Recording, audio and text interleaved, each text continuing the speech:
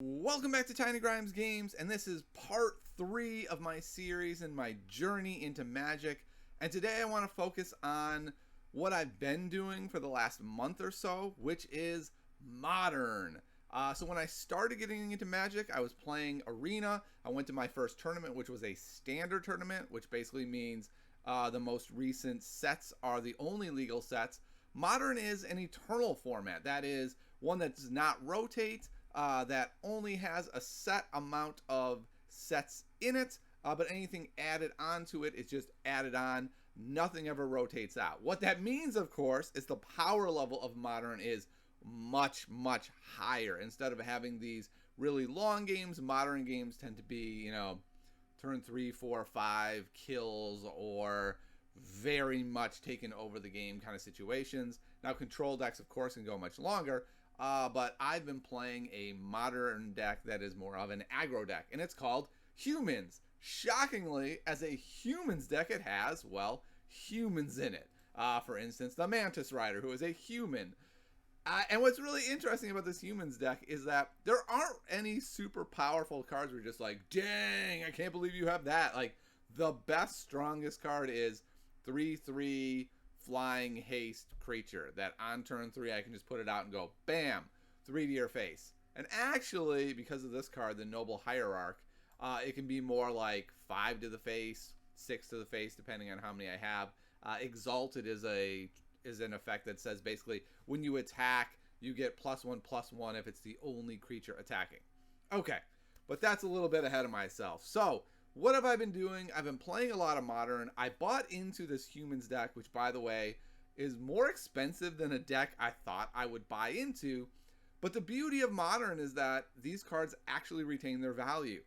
If you followed my channel at all, you know I've played a lot of FFG games, a lot of other smaller companies' games whose cards absolutely don't hold value. When you play an FFG game, you're basically going to the movies, which is great, right? I had a great time going to the movie that was Game of Thrones and spending money on it and having a great time with it. But once you're done, you can't go to the theater and be like, all right, I'd like to sell back my experience for maybe half price. It's done.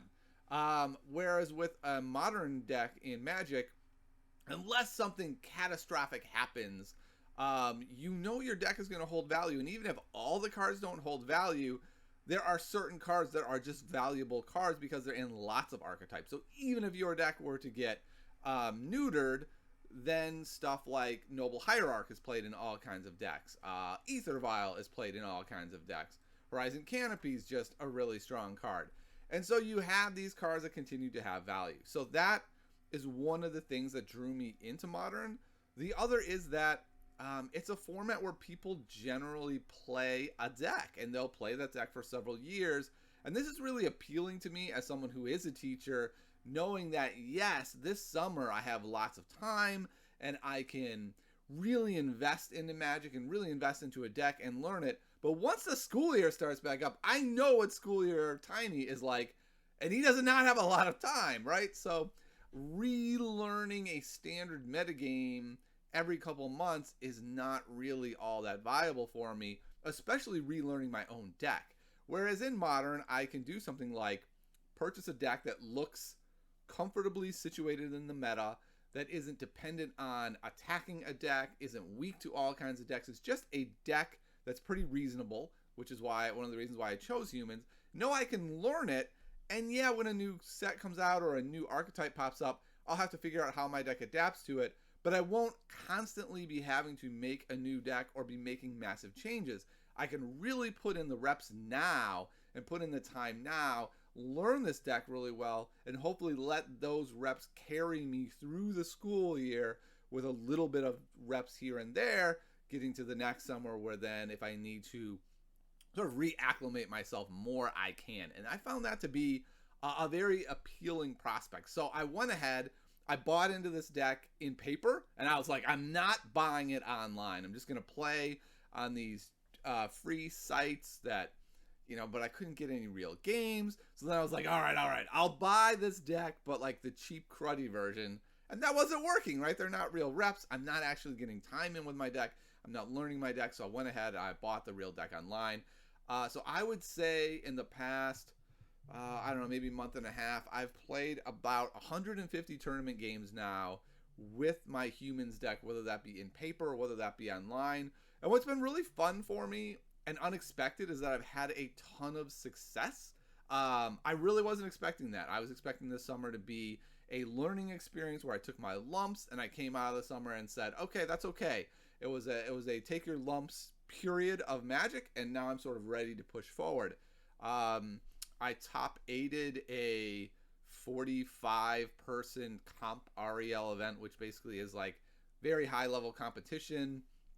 I actually got to the top 4, and whoever won that game actually won the whole tournament. And I played against a deck I had never seen in that top 4 and had no idea what was happening and got obliterated. Which also, by the way, quick side note, has been so fun about Modern. It's not like Standard where there's like 5 reasonable decks, right? And really only 3 are good or 3 are top. Modern has millions of decks. And then there's like this, there is definitely a pecking order of like, you better be ready for these 3 decks and then these 3 decks. But there's also like 50 to 100 other viable decks. It's been really fun doing that. Okay, so I got my top 4 at the Comp REL. I've been playing FNMs, doing very well in those. I haven't won any yet, but I've been getting up, like I pretty much cash every time. I'll get like 3rd out of 10 or 4th out of 20 or whatever. And then just this past weekend, I played in another Comp REL of like 53 people, I think. And going into the last round, my opponent and I can take the draw, and we both make the top 8. And he doesn't want to, like everyone else does, right? So like all the top able tables are empty except ours, because all those people know, cool, we'll just draw and get in. And he wants to go for it. I'm really curious what his rationale is. I would love to talk to him at some point. I don't know if he like heard what I was on and felt like he had a really good shot to beat me. I don't know what his theory was. Like I said, I'd like to hear from him. But the end result was this.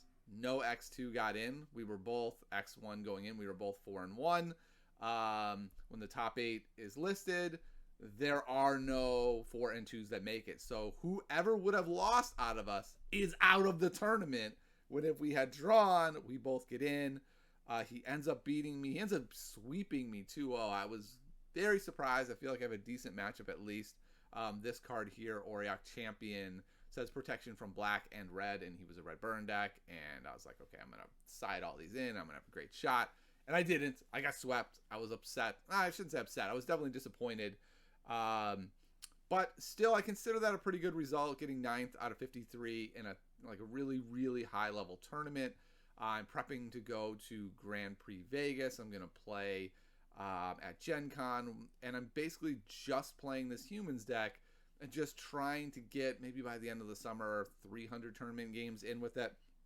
And I feel like if I can do that, I'll be set up really well. So that is the most recent leg of my journey, is basically learning Modern and playing humans. What's been so great, by the way, about playing a more aggressive deck as you learn a format is I get in a lot of like, oops, I win spots because it's aggressive and I know the lines pretty well. Where I'll like play against a deck I don't even know. Like over the weekend, I played against a deck called Ad Nauseam for the first time. Never even seen the deck. I heard of it, but I'd never even seen it in practice. And I won so easily game 1, I didn't get to see at all what the guy was doing. It was like he made some mana, and then I killed him. And I was like, okay, I don't even know what I'm supposed to be sideboarding because I literally don't know what deck you're playing. And then game 2, it went off, and I was like, oh wow, you're going to draw your whole deck, but then you're going to have this card that says you can't lose, and then you're going to kill me with this thing, and I had to read his cards, and he was really cool about it, but to be fair, it would be really annoying, right? You're like at this super high level competitive tournament, and this guy's like, I've never seen any of these cards. Can I read them all? And then game 3, I beat him, and he's like, that chump doesn't even know what my deck does. And he just beat me in a really important round. We were both 3-1, so it turned out whoever lost that round was just out of the tournament. And even if we didn't know we were out, you knew you were going to be out because there were enough players that your breakers would have been low enough, having to go down a bracket the next round. So it was a big round. I basically knocked him out of the tournament, and I had no idea what was happening. And I got to imagine he was a little frustrated by that. But that's where this deck has been so great. So I really can't recommend Modern enough. It was one of those formats where I looked at it when I was first looking at Magic, and I was like, never for me. It's too expensive. It's just too big. It's too much to know. And then it's turned out the complete opposite has been the case for me, that I love having this format where I'm constantly learning, but also, like I said, it's like permanent knowledge, right? If most card games, all your knowledge feels so temporary and so in flux. And to be honest, that's kind of the exciting thing about it, is that's always changing. Whereas in Modern, your knowledge changes a little less. There's just so many more archetypes to learn that's where a lot of the excitement is. Like, in a tournament, I never play the same deck twice. I never play mirrors. It's crazy. I've only played in my 150 games maybe 3 humans mirrors. Now, I've played a lot of mirrors. In testing, I say I've played 150 tournament games. I've probably played another 300 games with the deck. And I've had like, I just did testing with a friend. We did humans mirrors for like, 2 hours. But really, I don't see mirrors even. It's crazy. Modern is just really fun. Play it, love it. I'll be playing a lot of Modern at Gen Con. So if you're at Gen Con, say hi, seek me out. Let's play some Modern. And that is my journey into Magic Part 3. Stay tuned as we move along in the journey. See you next time on Tiny Grimes Games.